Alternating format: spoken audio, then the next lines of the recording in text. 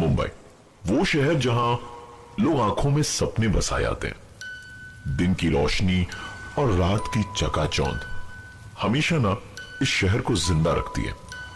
पर इस रोशनी और चकाचौंध के पीछे छिपे हैं कई राज जिनको किसी ने जानने की कोशिश नहीं की, क्योंकि जिंदगी यहां चलती नहीं, दौड़ती है। शायद यही कारण था कि उन लोगों ने उनकी जिंदगी में हो रही अजीबो गरीब घटनाओं के पीछे का राज जानने की बहुत दिनों तक कोशिश ही नहीं की। आज की ये कहानी प्रकाश, उसकी गर्लफ्रेंड नंदिनी और भास्कर के साथ हुई घटनाओं पर आधारित है। ये तीनों एक साथ बोरीवली के 2 BHK फ्लैट में रहते थे, जहां शिफ्ट हुए उन्हें सिर्फ 3 महीने ही हुए थे। ये तीनों एक साथ एक ही कॉल सेंटर में काम भी करते थे। जिंदगी का हर लम्हा एक साथ बिताते। इन तीनों की लाइफ परफेक्ट थी, सिवाय एक अजीब चीज के। हर दिन सुबह जब 3 बजे ये अपनी कॉल सेंटर की ड्यूटी के लिए उठते, तो घर के बाथरूम, किचन या डाइनिंग हॉल की लाइट को ऑन पाते। एक दूसरे से सवाल जवाब करने पर एक ही नतीजा निकलता, और वो ये कि उन तीनों में से किसी ने भी रात को बाथरूम, किचन या डाइनिंग हॉल की लाइट नहीं जलाई थी। इस अजीब घटना की शुरुआत आज से 3 महीने पहले हुई थी, जब उन्होंने इस घर को अपना घर बनाया था।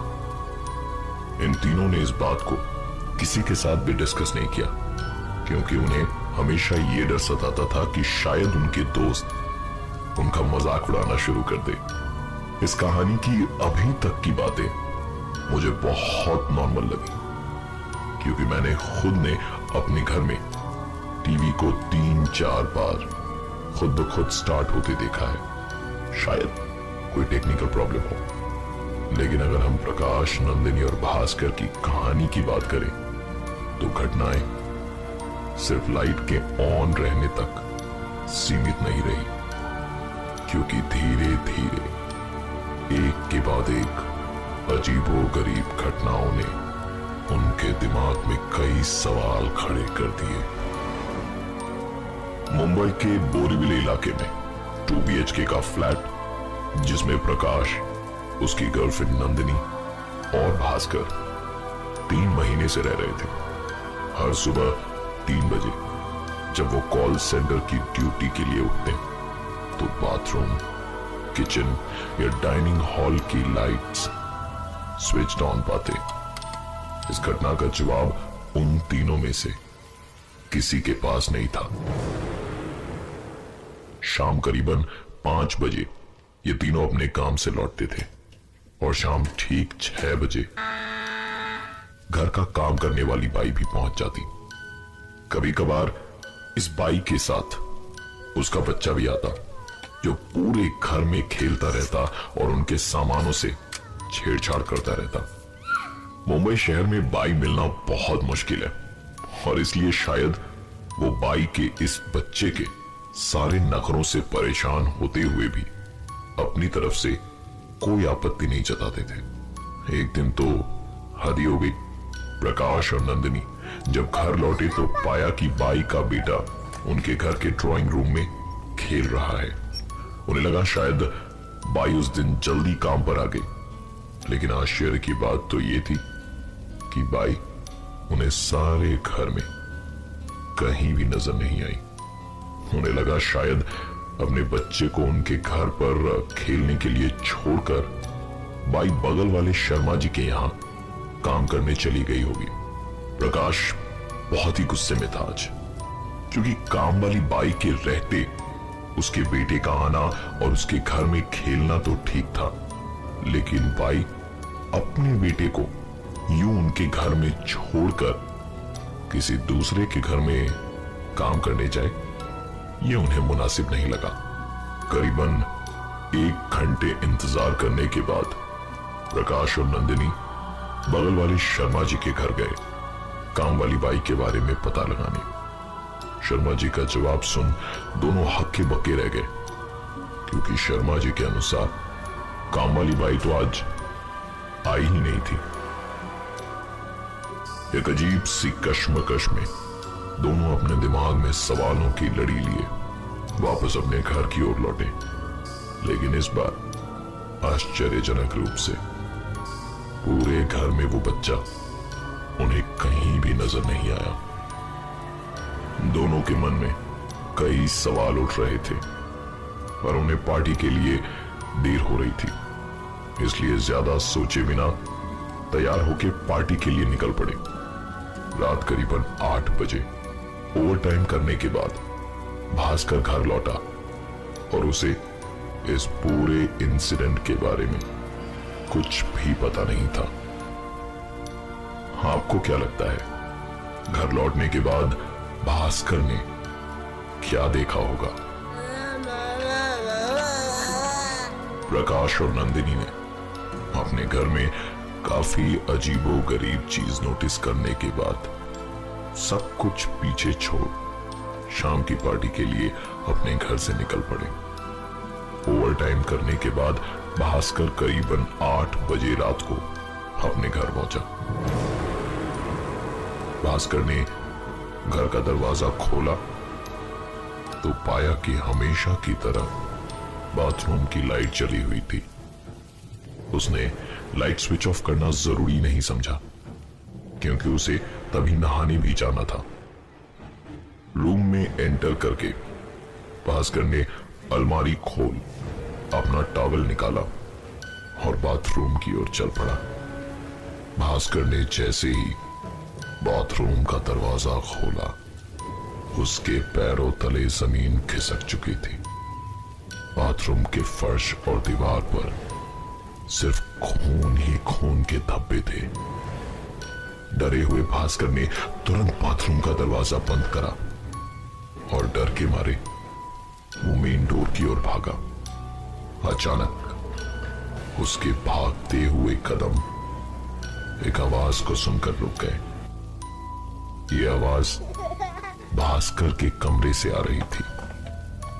सहमे हुए कदमों से भास्कर अपने रूम की ओर आगे बढ़ा और रूम का नजारा देख उसे अपनी आंखों पर विश्वास नहीं हो रहा था। भास्कर ने देखा कि उसके भाई का बच्चा उसके बिस्तर पर अपने घुटनों में मुंह को छिपाए बैठा था। भास्कर ने उससे पूछा कि तुम यहां क्या कर रहे हो? अभी तो तुम यहां नहीं थे। ये सवाल सुन उस बच्चे ने धीरे से अपने घुटनों से मुंह को उठाया। उस बच्चे के चेहरे पर एक अजीब सी तेज और होठों पर एक अजीब सी मुस्कान थी, मानो जिनमें कई राज समाये हों। बाथरूम में खून और बिस्तर पर काम वाली बाई के बच्चे का होना, जिसके अजीब हाव भाव को देख भास्कर अंदर तक डर चुका था। वो तुरंत दौड़ता हुआ उस घर से बाहर की ओर निकल गया। डरे हुए भास्कर के फोन कॉल के तुरंत बाद ही नंदिनी और प्रकाश पार्टी को छोड़कर घर चले आए और तीनों ने बहुत साहस करके उस घर के अंदर जाने की हिम्मत करी। भास्कर, प्रकाश और नंदिनी ने जैसे ही घर का दरवाजा खोला, में लाइट का हमेशा की तरह ऑन होना शायद इलेक्ट्रिकल फॉल्ट के कारण हो, लेकिन बाथरूम में चारों तरफ खून के छींटे और बहुत ही अजीब सी परिस्थिति में काम वाली बाई के बच्चे का उनके घर में मौजूद होना और दूसरे ही पल उसका गायब हो जाना प्रकाश, नंदिनी और भास्कर के दिमाग में सवालों का तूफान खड़ा कर रहा था। भास्कर प्रकाश और नंदिनी को साथ लेकर जब उन्हें बाथरूम में खून के छींटे दिखाने ले गया, तो आश्चर्यजनक रूप से वहां पर कुछ भी नहीं था। रात करीबन 10:30 बजे थे। तीनों इसी सोच में डूबे थे कि क्या आज की रात इस घर में रहना उनके लिए ठीक होगा। इस बीच प्रकाश ने मकान मालिक को फोन लगाया और उसके दोस्त भास्कर के साथ भी थी सारी घटनाएं बताई। मकान के मालिक ने सारी बात सुनने के बाद उन्हें बताया कि आज से 10 साल पहले इस मकान में एक परिवार रहता था। कर्ज के बोझ में दबे होने के कारण इस परिवार के कर्ता ने पहले अपनी बीवी और अपने बेटे की बेदर्दी से हत्या करी और फिर खुद फांसी लगाकर आत्महत्या कर ली। ये सब जानने के बाद वहां रहना तो दूर, उस घर में एक एक पल गुजारना भी प्रकाश, नंदिनी और भास्कर के लिए बहुत भारी पड़ रहा था। बाथरूम में खून देखने की घटना को शायद मन घड़त मानने के बावजूद भी हम उसे आज से 10 साल पहले घटी घटना से जोड़ सकते हैं, लेकिन काम वाली बाई के बेटे का विवादास्पद रूप से उनके घर में मौजूद होना और अचानक से गायब हो जाना, इसका कारण किसी को भी मालूम नहीं था। जैसे तैसे आज की रात प्रकाश, नंदिनी और भास्कर ने उस घर में गुजारी और सुबह होने का इंतजार करने लगे, क्योंकि उन्होंने फैसला ले लिया था कि सुबह होते के साथ ही वो इस घर को छोड़ कहीं और शिफ्ट हो जाएंगे। अगले दिन जब काम वाली बाई उनके घर आई तो प्रकाश, नंदिनी और भास्कर तीनों उस पर टूट पड़े।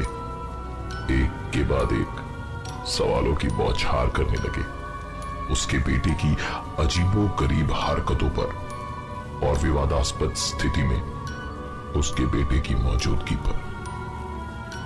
5 मिनटों तक स्तब्ध रहने के बाद कामवाली ने अपनी चुप्पी तोड़ी और बस एक ही चीज कही कि उसके पास उनके सवालों का कोई जवाब नहीं है, क्योंकि उसका तो कोई बेटा ही नहीं है। और ये थी आज की एक कहानी।